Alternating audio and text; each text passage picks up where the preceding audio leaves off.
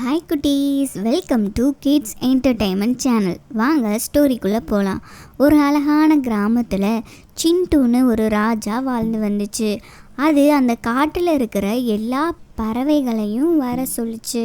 உடனே எல்லா பறவைகளும் வந்துருச்சு. வந்த உடனே அந்த ராஜா, நான் நேற்று பக்கத்து காட்டுக்கு போயிருந்தேன். அந்த காடு பார்க்கவே ரொம்ப செழிப்பாகவும் அங்கே இருக்கிற பறவைகளோட வீடுகள் எல்லாம் சுத்தமாகவும் நல்ல வண்ணங்கள் தீட்டியும் இருந்துச்சு. அதே மாதிரி நம்ம காட்டுல இருக்கிற எல்லா பறவைகளும் அழகா சுத்தமாகவும் அழகான வண்ணங்களை தீட்டி வச்சிருக்கிறவங்களுக்கு நான் அதிக பழங்களும் பரிசுகளும் உங்களுக்கு தர தயாரா இருக்கேன் அப்படின்னு அந்த ராஜா கிளி சொல்லிச்சு. இது எல்லாத்தையும் கேட்டுக்கிட்டு இருந்த அந்த பறவைகள் எல்லாம் நம்ம தான் முதல் பரிசு வாங்கணும் அப்படின்னு நினச்சிக்கிட்டு ஒவ்வொரு பறவைகளும் அங்கேருந்து கிளம்பி அதுக வீட்டுக்கு போதுக. அப்போது கீத்துன்னு ஒரு குட்டி குருவி பக்கத்தில் இருக்கிற புறாவோட வீட்டை பார்க்குது. அந்த புறாவோட வீடு மட்டும் இவ்வளோ அழகாக இருக்கே, நானும் நிறைய விறகுகளை எடுத்துகிட்டு வந்து என்னோட வீட்டையும் அழகுபடுத்த போகிறேன் அப்படின்னு சொல்லிட்டு அந்த கீத்து குருவி பக்கத்தில் இருக்க விறகுகளெல்லாம் எடுத்துகிட்டு அது வீட்டுக்கு எடுத்துகிட்டு வருது. எல்லா விறகுகளையும் எடுத்துகிட்டு வந்துட்டு அழகான வீட்டை கட்டிக்கிட்டு இருக்கு. கடைசியில் அதுக்கு பிடிச்ச மாதிரியே ஒரு வீட்டை ரொம்ப வேகமாக கட்டிருச்சு. கட்டி முடித்த உடனே அது அந்த வீட்டுக்கு அழகான வண்ணங்கள் தீட்டணும்னு ஆசைப்பட்டுச்சு. அப்படி பண்ணாதான் அந்த ராஜாக்கு நம்ம வீட்டை ரொம்ப பிடிக்கும் அப்படின்னு அது நினச்சிக்கிட்டு அது வீட்டுக்கு அழகான வண்ணங்களை தீட்டுது. இதை எல்லாத்தையும் பார்த்துக்கிட்டு இருந்த அந்த புறா அந்த கீத்து குருவிக்கு அதனால் முடிஞ்ச உதவிகளையும் பண்ணுது. அதே மாதிரி காட்டில் இருக்கிற எல்லா பறவைகளும் அவங்கவுங்க வீட்டுக்கு அழகான வண்ணங்களை தீட்ட ஆரம்பிச்சிச்சுங்க. இந்த கீத்து குருவி அதுக்கு பிடிச்ச மாதிரி சிகப்பு நிற வண்ணத்தை அது வீட்டுக்கு அடிக்குது. இதே மாதிரி எல்லா பறவைகளும் அவங்கவுங்க வீட்டை வண்ணங்களை தீட்டுறதுலையும் அலங்காரம் பண்ணுறதுலையும் ரொம்ப ஆர்வமாக இருந்துச்சுங்க. எல்லா பறவைகளோட மனசுலையும் எப்படியாச்சும் ராஜா கிட்ட நம்ம நல்ல பேரையும் பரிசுகளையும் வாங்கணுன்ற எண்ணத்தோட அதுகளோட வீட்டை ரொம்பவே அழகா அலங்காரம் பண்ணிக்கிட்டு இருக்குங்க. கீத்து குருவி அதோட வீட்டை அழகா வண்ணம் தீட்டி அழகான பொருட்களை வச்சு அதோட வீட்டை அழகுபடுத்திருச்சு. இதை எல்லாத்தையும் பார்த்துக்கிட்டு இருந்த அந்த ஈஸ்வரிக்காகவும் எல்லா பறவைகளும் அது வீட்டுக்களை அழகா வண்ணம் தீட்டி வச்சிருச்சுங்க. நான் போய் இதை எப்படியாச்சும் கெடுக்கணும், அந்த மேகங்க கிட்ட போய் எப்படியாச்சும் இன்னைக்கு மழை பெய்ய வைக்கணும். அப்போதான் நான் நாளைக்கு என்னோட வீட்டை அழகா வண்ணங்களை தீட்டி அந்த ராஜா கிட்ட நல்ல பேரும் நல்ல பரிசுகளும் வாங்க முடியும் அப்படின்னு அந்த காக்கா அந்த மேகத்துக்கிட்ட போகுது. அந்த மேகத்துக்கிட்ட போய், மேகம் அண்ணே, எங்க கிராமத்துல ரொம்ப தண்ணீரே இல்லாம எல்லா பறவைகளும் கஷ்டப்பட்டுக்கிட்டு இருக்குங்க. அதனால நீங்க கொஞ்சம் வந்து மழையை பெஞ்சிங்கன்னா அந்த பறவைகள் எல்லாம் ரொம்ப சந்தோஷப்படுங்க அப்படின்னு அந்த காகம் அந்த மேகத்துக்கிட்ட சொல்லுது. அதுக்கு அந்த மேகம், சரி காகமே, நீ எல்லா பறவைகள் மேலேயும் இருக்கிற அக்கறையில் வந்து என்ன கூப்பிட்டுருக்க. நான் இன்னைக்கு வந்து உன்னோட காட்டுல மழையை பொழியிறேன் அப்படின்னு அந்த மேகம் சொல்லுது. இந்த மேகத்துக்கிட்ட சொல்லிட்டு காகம் அங்கேருந்து கிளம்பிடுது. மேகம் அதோட தம்பியை கூப்பிட்றதுக்காண்டி போகுது. அதோட தம்பிக்கிட்ட போய், வா தம்பி, பக்கத்து காட்டுக்கு போயிட்டு வரலாம். அந்த காட்டுல ரொம்ப தண்ணீர் பஞ்சமா, அதனால அங்க இருக்கிற பறவைகள் எல்லாம் ரொம்ப மோசமான நிலையில இருக்கான். அதுக்காண்டி அங்கிருந்து ஒரு காகம் வந்து என்ன அழைச்சிச்சு. அதனாலதான் நான் உன்னையும் கூட்டிட்டு போகலான்னு வந்தேன். உடனே அந்த தம்பி மேகம், இல்லைன்னே, என்னால இப்போ அங்க வர முடியாது. எனக்கு இதை விட முக்கியமான ஒரு வேலை இருக்கு. பக்கத்து காட்டுல ஒரு காட்டு தீ பிடிச்சிருச்சு.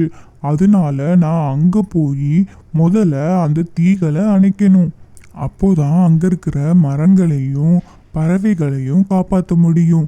நீங்க சொல்ற காட்டுக்கு நம்ம நாளைக்கு போய் மழையை பொழிய வைக்கலாம். இன்னைக்கு வாங்க நம்ம இந்த காட்டுக்கு போய் தீகளை அணைச்சிட்டு வருவோம் அப்படின்னு சொல்லிட்டு அந்த 2 மேகங்களும் அந்த காட்டுக்கு போயிருதுங்க. இதையெல்லாம் தெரியாத அந்த முட்டாள் ஈஸ்வரிக்காகவும் அதுவா ஒரு பிளானை போடுது. இன்னைக்கு அந்த மேகங்கள் மழையை பொழிஞ்ச உடனே இங்கே இருக்கிற பறவைகளோட வீட்டில் இருக்கிற வண்ணங்கள் எல்லாம் அழிஞ்சு போயிடும். மழை பெஞ்சு முடிஞ்சு நாளைக்கு நான் இன்னொரு வீட்டை அழகா வண்ணங்கள் தீட்டுவேன். அப்பதான் ராஜா என் வீட்டை பார்த்து எனக்கு பரிசுகளை கொடுப்பாரு அப்படின்னு அந்த காகம் நினச்சிக்கிட்டு இருந்துச்சு. ஆனால் ரொம்ப நேரம் ஆனதுக்கு அப்புறமும் அந்த மேகங்கள் வரவே இல்லை. நைட் ஆயிருச்சு. அப்பையும் அந்த மேகங்கள் வரலை. இந்த மேகங்கள் வருங்கன்னு காத்திருந்து அந்த காக்கா தூங்கிருச்சு. காலையில் விடிஞ்சிருச்சு. உடனே அந்த காகம் எந்திரிச்சு பார்க்குது. என்ன இன்னும் மழையே பெய்யல? ஒருவேளை அந்த மேகங்கள் என்னை ஏமாத்திருச்சுக போல. இதை நினச்சிக்கிட்டு நானும் என்னோட வீட்டுக்கு ஒரு வண்ணங்களை கூட இன்னும் தீட்டலை. அந்த ராஜா பார்த்தா என்ன ஆகுறது? நமக்கு எப்படி முதல் பரிசு கிடைக்கும்? அதனால நான் வேகமாக என்னோட வீட்டுக்கு வண்ணங்களை தீட்ட போகிறேன் அப்படின்னு சொல்லிட்டு அந்த காகம் போகுது. அந்த காகம் கலர்களை வாங்கிட்டு அழகா அதோட வீட்டுக்கு வண்ணங்களை தீட்ட ஆரம்பிச்சிருச்சு. அந்த காகம் சொல்லுது, எல்லா குருவிகளை விடவும் என் வீடு தான் ரொம்ப அழகா இருக்கு. ராஜா பார்க்கும் பொழுது என்னோட வீடு தான் ரொம்ப அழகா இருக்குன்னு சொல்லி எனக்கு முதல் பரிசு தரப்போறாரு. அந்த ஈஸ்வரிக்காகவும் ராஜாவோட வருகைக்காண்டி ரொம்ப ஆர்வமா காத்துக்கிட்டு இருந்துச்சு. அப்ப பார்த்து அந்த 2 மேகங்களும் ரொம்ப வேகமா ஈஸ்வரிக்காகவும் காட்டுக்கு வந்துகிட்டு இருந்துச்சுங்க. வந்த உடனே அங்கே அந்த காட்டில் சரியான மழையும் இடியும் பேஞ்சு தாக்கிருச்சு. மழை அதிகமாக பேஞ்சனால எல்லா பறவைகளும் அதோட வீட்டுக்குள்ளே போய் இருந்துச்சுங்க. மழை பெஞ்ச உடனே மேகங்கள் எல்லாம் அங்கேருந்து போயிருச்சுங்க. என்னதான் அதிகமான மழைகளை பொழிஞ்சாலும் அங்கே இருக்கிற பறவைகளோட வீடுகள் ஒன்றும் சேதாரம் ஆகலை. எல்லா பறவைகளோட வீட்டுகளில் இருக்கிற வண்ணங்களும் அப்படியே இருந்துச்சு. ஆனால் அந்த ஈஸ்வரி காகத்தோட வீடு மட்டும் ரொம்ப சேதாரமாகி கலர் எல்லாம் அழிஞ்சு போய் இருந்துச்சு. அந்த நேரம் பார்த்து சிண்டு மகாராஜா எல்லா குருவிகளோட வீட்டையும் பார்க்கறதுக்காண்டி அந்த சிண்டு மகாராஜாவும் மந்திரி குருவியும் வராங்க. முதல்ல அந்த குருவியோட வீட்டை பார்க்குறாரு. அது ரொம்ப அழகாக இருந்துச்சு.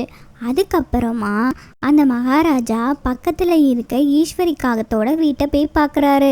அது ரொம்ப அழுக்காகவும் வண்ணங்கள் ஒழுங்காக தீட்டாமலும் இருந்துச்சு.